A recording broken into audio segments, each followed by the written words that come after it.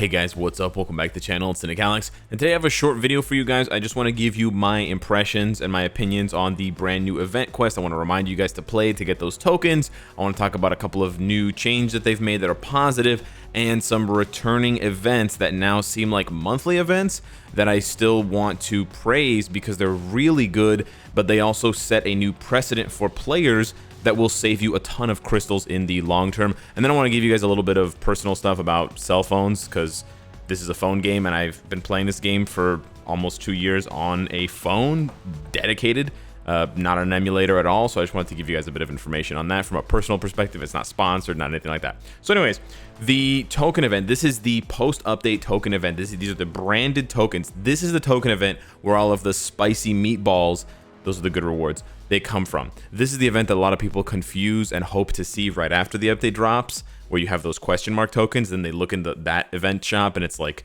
Jessica Jones bios and it's like, you know, extreme obelisks, and they're like, what, this event sucks.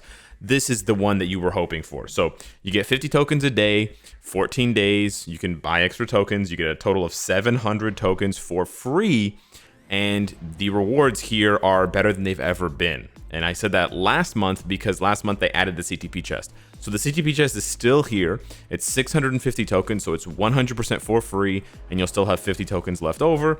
As you can see, all of the CTPs are here. So you do have a chance to get Patience, Transcendence, or Refinement, or even Greed. Honestly, I think there's like 4 sort of booby prizes. But then the other 6 or 7 are actually pretty good, and the top 3 are very, very good. One mistake, you can obviously tell here, it says special icon, the Mafia Merc. The Mafia Merc icon is for the previous update. It's the 30th anniversary Deadpool icon. I never bought it, but you can actually go over to your main icon and you can see it under the special icons. It's right there. It says right there, Dawn of X event shop. So the one that's actually supposed to be there is the one that's right next to it, which is the Daredevil Defenders event shop icon. Now, it doesn't say that. It says Mafia Merc, right? So I don't know. I would advise against buying that for now, because who knows, you know, maybe it'll take them a week to refund you if you accidentally end up buying the same icon twice. Maybe if some people have bought it, they can confirm whether or not the Daredevil icon actually gets given to you. Just as a really quick PSA, because I know this still happens, when you buy the icon here, like when you press purchase, it doesn't directly go into that inventory that I just showed you. You have to go into your inventory. It will appear in the top left-hand corner next to the Alliance Mementos. You will press the use button in the bottom right-hand corner, and then you can go to the main icon selection screen that I was just on before that to change your icon. I actually really want to get this Daredevil icon, so I'm going to shell out some money because I think it looks really cool, and it again reminds me of Batman. But yeah, anyways, the new edition, they actually added something again to the store, so they keep making the store better, which I like, is the addition of a 6-star comic card. Now, it does cost 300 tokens, which I do think is an exaggeration on the value of it, but here's the thing. That means you can farm an additional 2 mythic cards per month, which calculates to an additional mythic card every 2 weeks, because we get one of these every single month, one of these events. That's not bad, and that still leaves you with 100 tokens left over to get something else. Now, 100 tokens is not going to get you much. I don't want to exaggerate the value of 100 tokens, but for those people that are really desperate for 6-star cards, I don't think the price is good. Like, I don't think 200 tokens is a reasonable. I think it should be, 300 tokens. I just revealed what I think it should be. I think it should be 200 tokens, so you can get 3 for 600, but you can only get 2 for 600. Anyways, I do think it's overpriced, but if you need cards, having that there as an option is always good. So I wanted to, you know, first point that out. If you're really desperate for 6-star comic cards, there's no premium cards here. These are just regular 6-star cards. So don't be getting these to get a 6-star card to equip. You're getting these if it's going to help you craft your last star. That's basically the only reason why I would buy these. I wouldn't even buy these to re-roll an existing card. Crafting is so much better and so much better value long-term than re-rolling the same premium card hoping to get perfect stats and good quality. It's just not worth it. So that's my advice to you. Obviously, you can do whatever you want with the tokens. You can do whatever you want with the comic card. If you want to pull it and then equip it, by all means, knock yourself out. But I don't think it's worth it at all unless you're really on the cusp of crafting and you have enough crafting cubes, by the way, because the crafting cubes are also here and they're also super expensive. It's 200 for 200, so you're literally doing a 1-to-1. You can get about 600 for the 600 for free, which is just a bit more than the 500 you can farm for free daily. So you basically just get 1 extra day if you dump all your tokens into this instead. So yeah, anywho, that's the new event shop. Amazing quality and quantity. I really like the fact that there's tons of selection now. I think that this is excellent. All they need to add now is a 2-star rank up ticket, and then this would literally be the most perfect event ever. So yeah, there's that. The second thing I wanted to talk about, I'm trying to keep this video under 10 minutes, is the gear, the custom gear / CTP unequip cost. It's back. It's back, baby. I don't know what that's from. Anyways, you can unequip CTPs and obelisks for 50 and reforged CTPs for 50% off for the next 3 days or 2 days. Anyways, it's fantastic. But more importantly, the fact that we've seen this now for 2 updates in a row, to me, if there's smoke, there's fire. This sounds like this is going to be a staple now in every single update. So if you're free to play and you're watching this video, and you should be, if you're a low spender and you're still listening to me and you haven't muted me for, you know, another video, you have to start playing around this event. What I mean by playing around the event is if you've got new, like if new characters come out, let's say for example Iron Fist, and you're like, oh man, I really want to give Iron Fist an energy, and I've got an energy on this character or that character. I've got an energy on, you know, Amadeus Cho, and I really want to take it off and give it to Iron Fist. Wait, I know it's only 300 crystals, but it adds up over time, right? Even if you're just doing 1 character per update, that's 10 updates a year, that's 10 characters, that's 10 CTPs, that's 3,000 crystals. Boom. That's halfway to your next deluxe pack. Just 1 character per update, getting 1 CTP swapped. If you're doing 2 swaps in 6 months, you've saved 6,000 crystals, right? So it's massively worth it for low spending and free to play players, and it's excellent that they can now count on this to unequip. Obviously, whales are just going to equip when they need to unequip. They're not going to necessarily wait for these events. But for those of you that can wait, you absolutely 100% should wait, because it's literally half cost. And it should be coming now every single month, giggity. So that's awesome. The second thing is, it's not here just yet. It's coming tomorrow, but there's also going to be an unequip discount for Odin's Blessings and Uru. You should never unequip Uru, even if it's 6-star Mythic Uru. I know it seems like they're rare, but they're not. But yes, for Odin's Blessings, they are very rare. So I just pay the 140 crystals. It's not a lot for a whale, but I paid like 500 crystals the other day to pull off a bunch of Odin's Blessings from Sentry to give him a bunch of dodge and HP Uru. In a day, it's going to be half the cost. So instead of costing 140, it's going to cost 70 crystals. That's really good, right? Because that's just, you know, much less. Again, probably still prohibitively expensive for free-to-play players. 70 crystals is not a lot, but you're probably moving more than a couple of Odin's Blessings, so even 5 suddenly becomes, you know, 350 crystals, which is the price of unequipping a CTP. And so, you know, 5 Odin's Blessings versus a CTP, which one has more impact on a character?